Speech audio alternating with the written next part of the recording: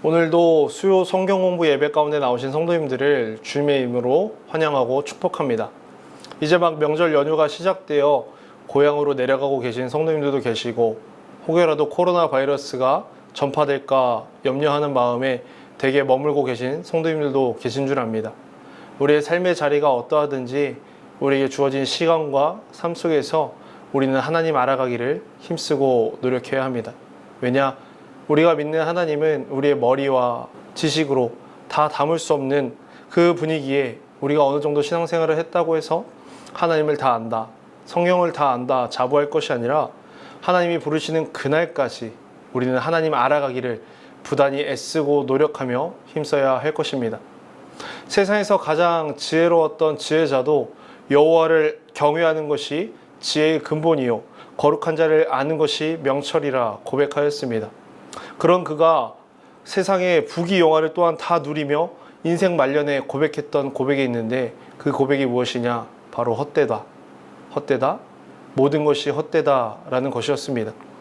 인생 무상, 모든 것이 헛됨을 고백했던 그 지혜자가 오직 한 가지, 딱 한 가지 헛되지 않은 것이 있는데 바로 그것은 무엇이냐? 전도서 12장 13절의 말씀입니다. 이래 결국을 다 들었으니 하나님을 경외하고 그의 명령들을 지킬지어다. 이것이 모든 사람의 본분이니라. 모든 것이 헛되고 헛된 인생 가운데 그 가운데서 헛되지 않은 것이 하나 있는데 그것은 바로 사람이 마땅히 행해야 할 본분, 하나님을 경외하는 것, 그리고 그의 명령을 지키는 것, 그것입니다. 저도 사람이고 여러분도 사람이기에 우리는 이 본분을 마땅히 행해야 합니다. 이 본분을 마땅히 행하기 위해서 우리는 하나님이 누구이신지 알아야 하고 그분이 말씀하시는 바가 무엇인지, 나에게 원하시는 것이 무엇인지 그분의 음성에 우리는 귀를 기울여야 합니다. 그것이 바로 하나님을 알아가도록 부단히 애쓰고 노력하는 삶입니다. 그러니 우리는 하나님께서 우리에게 허락하신 오늘이라는 시간, 과거는 이미 지나갔습니다. 미래는 나의 시간이 아니라 하나님의 시간입니다. 우리의 시간은 오늘밖에 없습니다. 그 오늘이라는 시간 속에서 계시의 말씀을 통해서 하나님 알아가기를 힘써야 하고 하나님을 알아가는 만큼 그 하나님을 경배해야 하고 섬겨야 하며 그분께 합당한 영광을 올려드려야 합니다.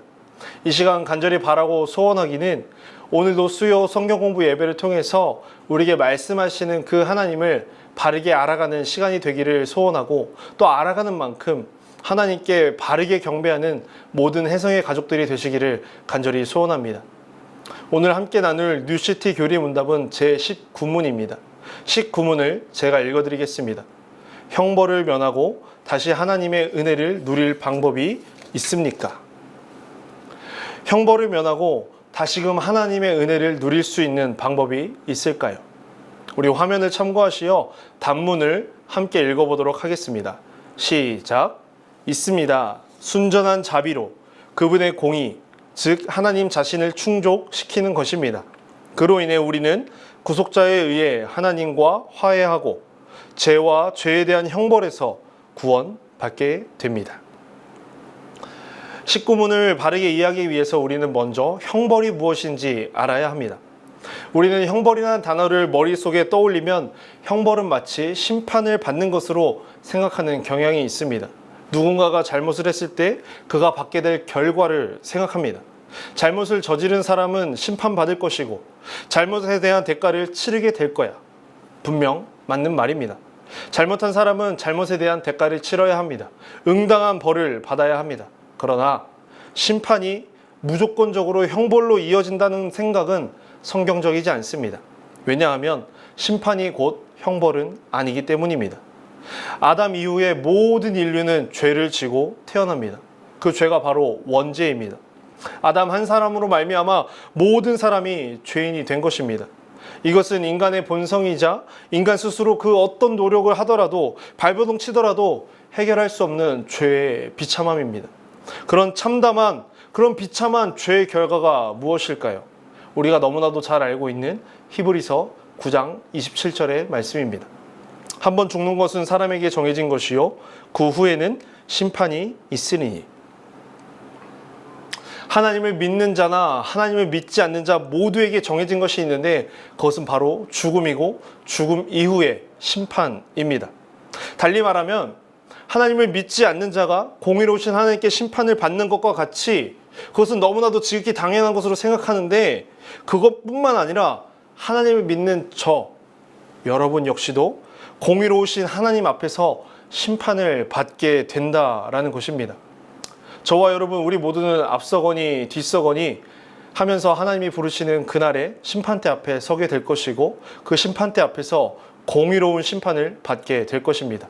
그리고 그 심판 이후에 이제 영생 복락과 영원한 형벌로 결정되게 되어 있습니다. 그러므로 심판은 곧 형벌이 아닙니다.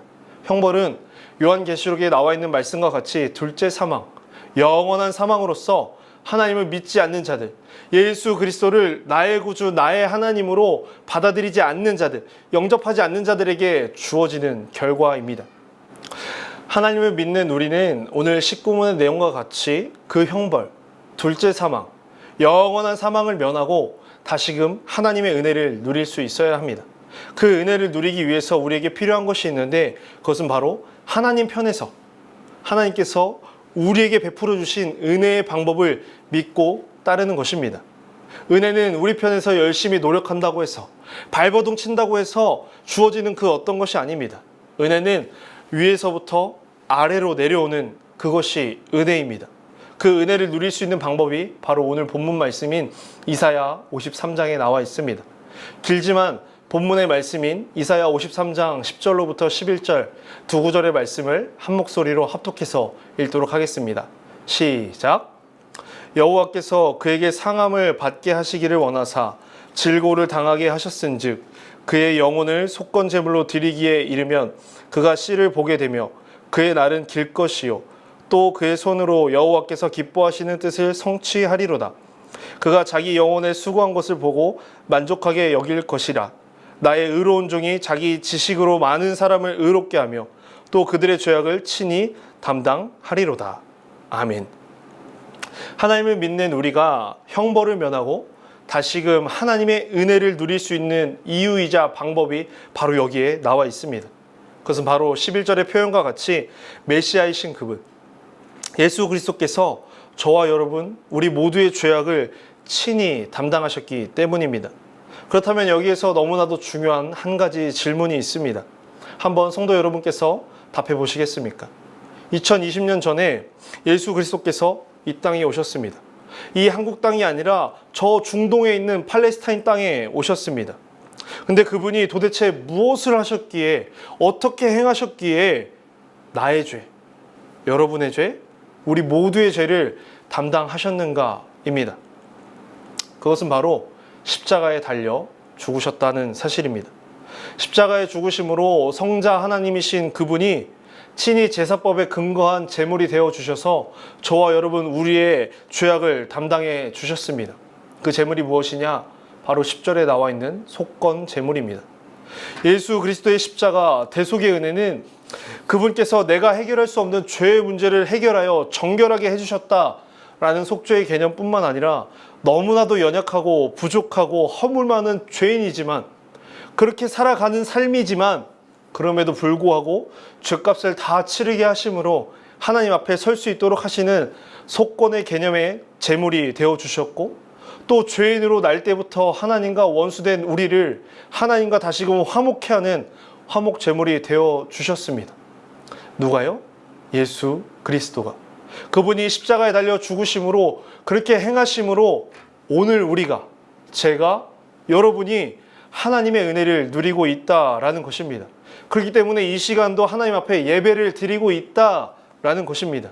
정결하게 하고 죄의 값을 치르고 하나님과 화목히 되는 은혜를 누리는 데 있어서 나라는 존재가 이바지하고 기여한 것이 있을까요? 아무것도 없습니다. 그저 하나님이 베풀어 주신 은혜의 방법, 그 은혜의 편을 믿는 것뿐 우리는 아무 공로 없습니다. 공의로우신 하나님의 심판 뒤에 있을 형벌을 면하고 다시금 그 하나님의 은혜를 누릴 방법이 우리에게는 없습니다. 그러나 하나님께는 있습니다. 하나님께서 당신의 백성들을 위해 열어놓으신 길, 그 새로운 산 길, 예수 그리스도, 그 믿음의 길을 우리는 붙잡아야 합니다. 내 경험과 내 능력과 내 어떤 것으로 그 믿음을 붙잡는 것이 아니라 이 믿음 역시도 하나님께서 우리 안에 부어주신 것으로 그것으로 믿음을 붙들고 살아가야 한다라는 것입니다. 그 믿음을 붙잡고 살아감으로 말미암아 하나님의 은혜를 누리는 저와 여러분, 우리 모든 혜성의 가족들 되시기를 간절히 축원합니다. 매년 새해가 되면 하는 다짐이 있습니다. 금연, 금주, 운동, 그것과 함께 말씀을 읽겠노라 다짐합니다. 그래서인지 창세기부터 성경을 쭉 읽습니다. 그러다 어느 순간 멈춰서게 되는 곳이 있죠. 마치 길을 가다가 방지턱을 만나는 것과 같은 그런 곳, 바로 레위기의 말씀입니다. 너무나도 많고 복잡한 구약의 제사가 이 레위기에 담겨져 있습니다. 그래서인지 모르겠지만 구약의 제사가, 이 레위기의 말씀이 우리에게 너무나도 어렵게 느껴지는 것이 사실입니다. 그럼에도 2020년을 살아가는 오늘날 우리에게 구약의 제사가 필요한 이유가 있습니다. 그것은 무엇이냐? 바로 구약 제사의 개념을 바르게 이해할 때 하나님이 우리에게 허락하시는 은혜가 어떤 것인지 조금 더 깊이 있게 알 수 있기 때문입니다. 그래서 레위기 5장과 6장의 말씀을 보면 오늘 본문의 말씀인 이 속건제물에 대해서 나오게 되는데, 속건제물은 여호와의 성물, 즉 거룩한 것을 부지 중에 만지는 죄를 범하였을 때 그 죄에 대한 값을 치르기 위한 제물이었고, 또 그뿐만 아니라 이웃의 물건을 훔치거나 법정에서 거짓 맹세를 하였을 때 그에 따르는 배상으로 치르게 한 제물이었습니다. 성물을 더럽힌 것, 거짓 맹세를 하는 것 모두가 거룩하신 하나님의 이름에 침해하는 것으로 그 죄에 대한 대가는 죽음뿐입니다. 마땅히 죽어야 할 죄인이 죽지 않고 살 수 있었던 이유는 바로 죄인의 죄를 전가받은 어떤 것, 바로 그 제물, 흠없는 순양이 속건제물로 하나님께 드려졌기 때문입니다.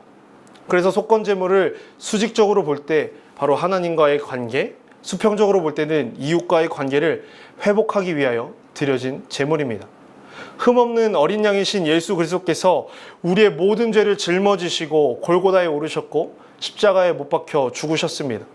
그렇게 우리의 죄를 전가받은 속건제물이 되어 주심으로 하나님과의 관계를 회복시켜 주셨을 뿐만 아니라 이웃과의 관계도 하나님은 회복시켜 주셨습니다. 그렇게 회복시켜 주심으로 말미암아 은혜를 누리게 해주셨다라는 것입니다. 그렇다면 우리는 그 은혜를 누리는 자들로서 어떻게 살아가야 할까요? 하나님과의 관계를 회복시켜 줌으로써 하나님 사랑을 실천할 수 있게 되었고, 또 이웃과의 관계를 회복시켜 줌으로써 이웃 사랑을 실천할 수 있게 되었습니다. 그러므로 하나님이 허락하신 은혜를 누리는 자들은 하나님이 주신 계명, 가장 큰 계명, 하나님 사랑, 이웃 사랑을 실천하며 지키며 살아가야 한다라는 것입니다. 간절히 바라고 소원하기는 우리 모든 혜성의 가족들이 그 계명, 하나님 사랑, 이웃 사랑을 실천하며 살아가는 모든 성도님들 되시기를 간절히 축원합니다. 오늘 본문인 10절의 말씀을 마지막에 보면 하나님께서 기뻐하셨다라고 표현합니다. 성자이신 예수님께서 속건제물로 십자가에 달려 죽으시는 것을 성부께서 기뻐하셨다라는 것입니다. 이는 너무나도 큰 역설이라 말할 수 있습니다. 자신이 사랑하는 아들, 하나밖에 없는 독생자를 십자가에 내어줘서 죽였는데 아버지가 그것을 기뻐하고 있다. 도대체 왜 기뻐하셨을까요? 그것은 바로 죄 많은 저와 여러분, 우리를 구원하시는 것을 기뻐하셨기 때문입니다. 우리가 죄인으로 살아갈 것이 아니라 우리가 구원받은 백성으로, 의인으로 살아가기를 하나님은 기대하셨고 바라보셨고 그 사실에 대해서 너무나도 기뻐하셨다라는 것입니다. 사랑하는 혜성의 가족 여러분, 우리 각자의 삶이 어떤지, 우리의 신앙이 어떤지 돌아보기를 소원합니다. 하나님은 영원한 형벌에 허덕일 수밖에 없는 저와 여러분, 우리 모두를 건져내 주셨습니다. 그리고 건져내 주셨을 뿐만 아니라 다시금 은혜 가운데 살아가도록 허락해 주셨습니다. 그리고 그것을 기뻐하셨습니다.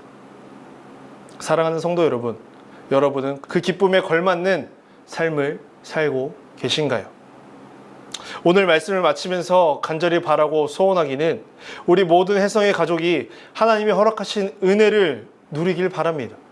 그 은혜를 누림으로 말미암아 하나님이 허락하시는 가장 큰 계명, 하나님을 사랑하고 이웃을 사랑하는 그러한 성도로 살아가는 자들 되시기를 간절히 소원합니다. 우리로 하여금 하나님이 기뻐하시는 삶을 살 수 있도록 예수님께서 십자가에 달려 죽으셨습니다. 그 달려 죽으셨다는 사실을 알고 또 그 사실을 믿는 모든 혜성의 가족들 되시기를 주님의 이름으로 간절히 축복합니다. 기도하겠습니다. 좋으신 아버지 하나님, 참으로 감사합니다. 영원한 형벌에 처할 수밖에 없는 우리를 건져주시고 다시금 그 하나님의 은혜 아래 살아갈 수 있도록 허락해 주심에 감사합니다. 특별히 예수님께서 십자가에 달려 죽으심으로, 그렇게 속건제물이 되어 주심으로 우리로 하여금 하나님과의 관계를 회복시켜 주셨고 또 이웃과의 관계를 회복시켜 주셨습니다. 그렇게 회복시켜 주심으로 말미암아 가장 큰 계명, 우리에게 주신 그 계명을 지킬 수 있도록 허락하여 주심에 감사합니다. 그러니 우리가 살아가는 동안 누구보다 하나님을 사랑하는 자들 되게 하시고 또한 이웃을 사랑하는 자들이 되어서 정말 하나님이 기뻐하시는 그 삶에 충족할 수 있도록 우리를 붙드시고 인도하여 주시옵소서. 이 모든 것 우리 주 예수 그리스도의 이름으로 기도드립니다. 아멘. 이제는 우리 주 예수 그리스도의 은혜와 하나님 아버지의 사랑하심과 성령의 교통하심이 형벌을 면하고 다시 하나님의 은혜를 누리며 살아가는 모든 주의 백성들 머리 위에 지금으로부터 영원토록 함께 있을지어다. 아멘.